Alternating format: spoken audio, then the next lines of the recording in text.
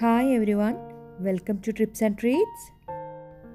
ഇന്ന് ഞാൻ വളരെ എളുപ്പത്തിൽ തയ്യാറാക്കാവുന്ന വെണ്ടക്ക വെച്ചുകൊണ്ടുള്ള ഒരു മസാലക്കറിയുടെ റെസിപ്പിയാണ് കാണിക്കുന്നത്.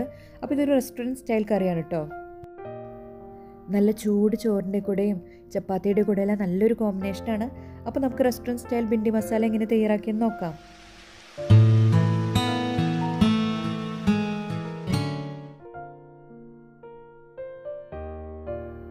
അപ്പോൾ നമ്മൾ ഭിണ്ടി മസാല ഉണ്ടാക്കുന്നതിന് മുന്നായിട്ട് നമുക്ക് വെണ്ടക്ക ആദ്യം ചെറുതായിട്ടൊന്ന് വറുത്തെടുക്കണം. അപ്പോൾ അതിനായിട്ട് ഞാനിവിടെ ഒരു നോൺ സ്റ്റിക്ക് പാൻ എടുത്ത് വെച്ചിട്ടുണ്ട്. ലോ ടു മീഡിയം ഫ്ലെയിമാണ് ഓൺ ആക്കിയിട്ടുള്ളത്. ഇനി പാനൊന്ന് ചൂടായി വരുമ്പോൾ അതിലേക്ക് 4 ടേബിൾ സ്പൂൺ വെജിറ്റബിൾ ഓയിൽ ചേർത്ത് കൊടുത്തിട്ടുണ്ട്. ഇപ്പോൾ ഓയിലൊക്കെ ചൂടായി വന്നിട്ടുണ്ട്. ഇനി ഞാൻ അതിലേക്ക് 1 കപ്പ് വെണ്ടക്കായ ഇതുപോലെ കട്ട് ചെയ്തെടുത്തതാണ്. അപ്പോൾ അത് ചേർത്ത് കൊടുക്കുകയാണ്. ഇനി നമുക്കിതൊന്ന് ചെറുതായിട്ട് വറുത്തെടുക്കാം.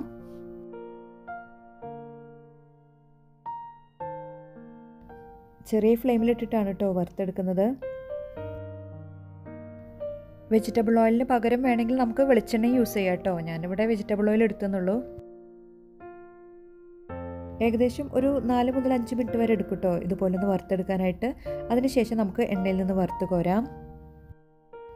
ഇപ്പോൾ നിങ്ങൾക്ക് കാണാൻ പറ്റും ഈ ഒരു പാകത്തിലാണ് നമ്മൾ വെണ്ടക്ക വറുത്തെടുത്ത് കേട്ടോ. ഇനി നമ്മൾ വെണ്ടക്ക എടുത്ത് മാറ്റിയിട്ടുണ്ട്. ഇനി അതേ ഓയിലിൽ തന്നെയാണ് നമ്മൾ ബാക്കിയുള്ള ഇൻഗ്രീഡിയൻസ് ചേർത്ത് കൊടുക്കുന്നതും മസാല റെഡിയാക്കുന്നതും. ഇനി നമ്മൾ ഓയിലിലേക്ക് 1/2 ടീസ്പൂൺ ചെറിയ ജീരകമാണ് ചേർത്ത് കൊടുക്കുന്നത്. അതുപോലെ തന്നെ 1/4 ടീസ്പൂൺ പെരുങ്കായപ്പൊടി ചേർത്ത് കൊടുക്കുന്നുണ്ട്. ഒരു മീഡിയം സവാള ചെറുതായി അരിഞ്ഞത് കൂടെ ചേർത്ത് ഒന്ന് വഴറ്റിയെടുക്കാം.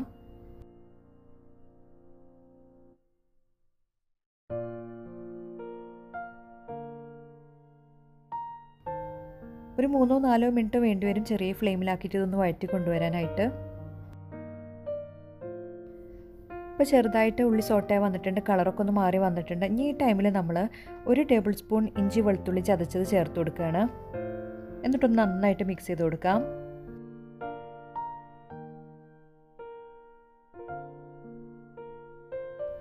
അതിനുശേഷം നമ്മൾ മസാലപ്പൊടികൾ ഓരോന്നായിട്ട് ചേർത്ത് കൊടുക്കുകയാണ്. 1 ടീസ്പൂൺ കാശ്മീരി മുളക് പൊടി, 1 ടീസ്പൂൺ മല്ലിപ്പൊടി, 1/4 ടീസ്പൂൺ വറുത്ത ജീരകപ്പൊടിയാണ് ചേർത്ത് കൊടുക്കുന്നത്. പിന്നെ 1/4 ടീസ്പൂൺ മഞ്ഞൾപ്പൊടിയും കൂടെ ചേർത്ത് ആ പച്ചമണെല്ലാം മാറുന്ന വരെ നന്നായിട്ടൊന്ന് സോട്ട് ചെയ്തെടുക്കാം. ഇപ്പോൾ നിങ്ങളുടെ കയ്യിൽ കാശ്മീരി മുളക് പൊടി ഇല്ലെങ്കിൽ നമ്മുടെ സാധാരണ മുളക് പൊടി ചേർത്ത് കൊടുക്കാം കേട്ടോ. എരിവിന് ആവശ്യത്തിന് ചേർത്ത് കൊടുത്താൽ മതി. ഞാനിവിടെ കാശ്മീരി മുളക് പൊടി എടുത്തിട്ടുള്ളത്. അപ്പോൾ അതാവുമ്പം എരിവും ആവശ്യത്തിന് ഉണ്ടാവുള്ളൂ. അതുപോലെ തന്നെ നമ്മുടെ കറിക്കൊരു കളറും ഉണ്ടാവും. ഇനി ഞാനിവിടെ ഒരു ചെറിയ തക്കാളി എടുത്തിട്ടുണ്ട്, ചെറുതായി അരിഞ്ഞതാണ്. അതും കൂടെ ചേർത്ത് കൊടുത്ത് ഒന്നും കൂടെ ഒന്ന് നന്നായിട്ട് സോട്ട് ചെയ്തെടുക്കുകയാണ്.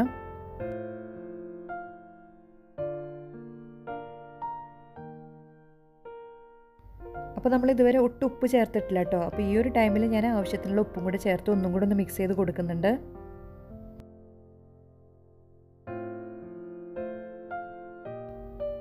ഇനി നമ്മളിതൊന്ന് അടച്ച് മൂടിയിട്ടിട്ട് കുക്ക് ചെയ്തെടുക്കണം കേട്ടോ. അപ്പോൾ ഒരു 4-5 മിനിറ്റ് നേരം ഒന്ന് അടച്ച് മൂടിയിട്ടൊന്ന് കുക്ക് ചെയ്തെടുക്കുകയാണ്. അപ്പോൾ ഞാൻ ഇടയ്ക്കിടയ്ക്കായിട്ട് മൂടി തുറന്നിട്ടൊന്ന് നന്നായിട്ട് മിക്സ് ചെയ്ത് കൊടുക്കുന്നുണ്ടായിരുന്നു. അപ്പോൾ നിങ്ങൾക്ക് കാണാൻ പറ്റും തക്കാളിയൊക്കെ നല്ലപോലെ വെന്തുടഞ്ഞ് വന്നിട്ടുണ്ട്. നല്ലൊരു മസാലയാണ് ഇതിൻ്റെ. അതുപോലെ തന്നെ എണ്ണയെല്ലാം നല്ലപോലെ തെളിഞ്ഞും വന്നിട്ടുണ്ട്. ഇനി ഞാനിവിടെ ഒരു 3 ടേബിൾ സ്പൂൺ തൈര് എടുത്തിട്ടുണ്ടായിരുന്നു. അധികം പുളിയില്ലാത്ത തൈരാണ്. അത് ഞാൻ മിക്സിയുടെ ജാറിലിട്ടിട്ട് ഒന്ന് ജസ്റ്റ് ബീറ്റ് ചെയ്തെടുത്തതാണ്, ഒന്ന് അടിച്ചെടുത്തതാണ്. അപ്പോൾ കട്ടിയൊന്നും ഇല്ലാതിരിക്കാൻ വേണ്ടിയിട്ടാണ് കേട്ടോ. അപ്പോൾ അതും കൂടെ ഒന്ന് ചേർത്ത് കൊടുത്തിട്ട് ഒന്ന് നല്ലപോലെ മിക്സ് ചെയ്തെടുക്കുകയാണ്. അപ്പോൾ നിങ്ങൾക്ക് കാണാൻ സാധിക്കും കളറൊക്കെ മാറി വന്നിട്ടുണ്ട്.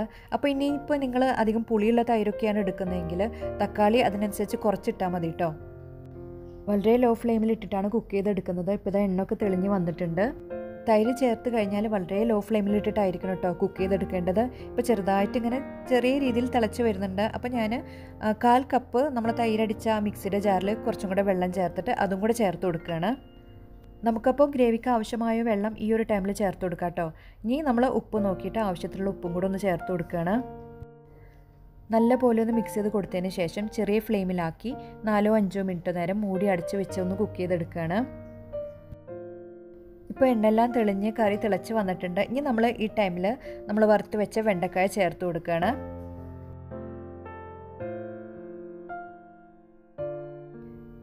ഇനി നല്ലപോലെ മിക്സ് ചെയ്ത് കൊടുത്തതിന് ശേഷം ഇനി നമ്മുടെ ഫൈനൽ ഇൻഗ്രീഡിയൻ്റായ ഗരം മസാലപ്പൊടി ഒരു 1/2 ടീസ്പൂൺ കൂടെ ചേർത്ത് കൊടുക്കുന്നുണ്ട്.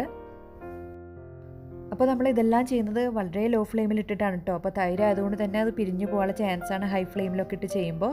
ഇനി നമ്മൾ അടച്ചു മൂടി വെച്ച് ഒരു 3 മിനിറ്റ് നേരം ഏകദേശം ഒന്ന് ചെറിയ ഫ്ലെയിമിലായിട്ട് ഒന്നും കൂടെ ഒന്ന് കുക്ക് ചെയ്തെടുക്കണം. അപ്പോൾ അധികം നേരം വെണ്ടക്കായ കറിയിലിട്ടിട്ട് കുക്ക് ചെയ്തെടുക്കേണ്ട ആവശ്യമൊന്നുമില്ല. ഒരു 2-3 മിനിറ്റോ നേരം തന്നെ മതി. കാരണം വെണ്ടക്കായ നമ്മൾ ഓൾറെഡി കുക്ക് ചെയ്തെടുത്തതാണ്. ഇനി നമുക്ക് ഫ്ലെയിം ഓഫ് ചെയ്യാം. അങ്ങനെ നമ്മുടെ വെണ്ടക്കായ മസാലക്കറി അല്ലെങ്കിൽ ഭിണ്ടി മസാല റെഡി ആയിട്ടുണ്ട്. അപ്പോൾ ഇത് ഇത്രയും സിമ്പിളല്ലായിരുന്നു. നല്ലൊരു റെസിപ്പിയാണ്. വളരെ സിമ്പിളായിട്ട് നമുക്കിത് ഉണ്ടാക്കിയെടുക്കാൻ സാധിക്കും. നല്ല ചൂട് ചോറിൻ്റെ കൂടെയും ചപ്പാത്തിയുടെ കൂടെയെല്ലാം നല്ലൊരു കോമ്പിനേഷനാണ്. ചോറിൻ്റെ കൂടെയൊക്കെ ആണെങ്കിൽ ഈ ഒരു കറിയും പിന്നെ ഒരു പപ്പടമോ അല്ലെങ്കിൽ എന്തെങ്കിലും മീൻ വറുത്തതോ എന്തെങ്കിലും ഉണ്ടെങ്കിൽ അത് തന്നെ ധാരാളമാണ്. നല്ല എരിവും പുളിയൊക്കെ ആയിട്ടുള്ളൊരു കറിയാണ് കേട്ടോ. അപ്പോൾ എല്ലാവരും ഇതൊന്ന് ട്രൈ ചെയ്ത് നോക്കുക. ട്രൈ ചെയ്ത് നോക്കിയിട്ട് നിങ്ങളുടെ ഫീഡ്ബാക്സൊക്കെ ഒന്ന് അറിയിക്കുക. നിങ്ങളെൻ്റെ ചാനൽ ആദ്യമായിട്ടാണ് കാണുന്നതെങ്കിൽ ഇഷ്ടമാവുകയാണെങ്കിൽ ഒന്ന് സബ്സ്ക്രൈബ് ചെയ്ത് സപ്പോർട്ട് ചെയ്യുക. അതുപോലെ തന്നെ തൊട്ടടുത്തുള്ള ബെല്ലൈക്കണിൽ ഇനേബിൾ ചെയ്ത് വെച്ചാൽ അതിൽ ഓൾ കൊടുത്താൽ ഞാൻ ഇടുന്ന വീഡിയോസിൻ്റെ നോട്ടിഫിക്കേഷൻസ് എല്ലാം ലഭിക്കും. Thanks for watching. All take care and bye-bye.